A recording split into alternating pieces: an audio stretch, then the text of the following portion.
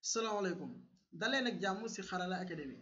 mbokk yi si daan Xarala tey suñu tutoriel ñu ngi koy jëmale ci benn compagnie maanaam benn entreprise bu mag ñu naan ko HP. HP nag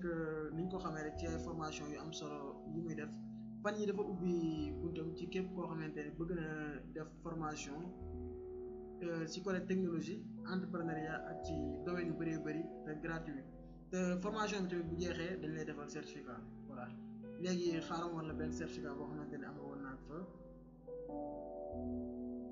voilà boo gisee muy certificat d'accomplissement nga def sa tur def tamit domaine bi nga doon defee formation bi comme nii léegi lii boo ko bëggee am naka ngay def ok léegi da ngay ñëw ci site bi mi ngi tudd hplive.edcastcloud.com voilà léegi dinaa leen defal lien bi ci commentaire yi fi mu nekk ok léegi boo ñëwee fii da ngay dugal sa email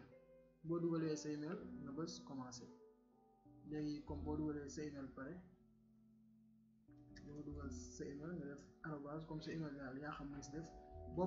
boo paree ci sa email dañ lay envoyé benn message léegi comme boo paree message bi ñu lay mel léegi bu ñu la envoyé message bi ci sa email ngay bës fii nii fi ngay bës nga activer sa compte. nga activé sa compte comme man activé naa ko pare te am naa compte xaaral ma la nga ko comme ma dugalee léegi ma defee suñu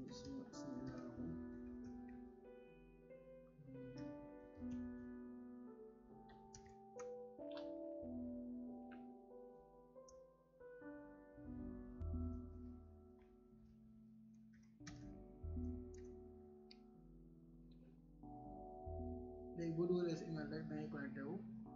boo connecté woo mu daal lay wan cours yi nga xamante ni ñoom moo fi nekk comme man benn cours laa jeexal mën nga xool fii cours yi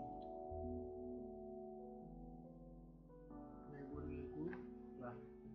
léegi cours yi domaine yu bëri la am na marketing opération communication finance créer boo bëggee suivre benn cours comme par exemple marketing sur les réseaux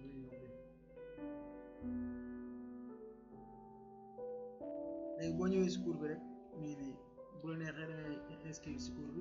cours bi démarré bu jeexee tamit ñu naan am nga certificat comme certificat bi ñu temps lay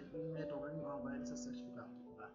mbokk yi li moo nekkoon suñu tutoriel bu tey mais yaakaar ni jariñ ngeen bu baax di leen ñaan ngeen abonné chaîne bi daal koy partagé merci bu beneen yoon ci beneen tutoriel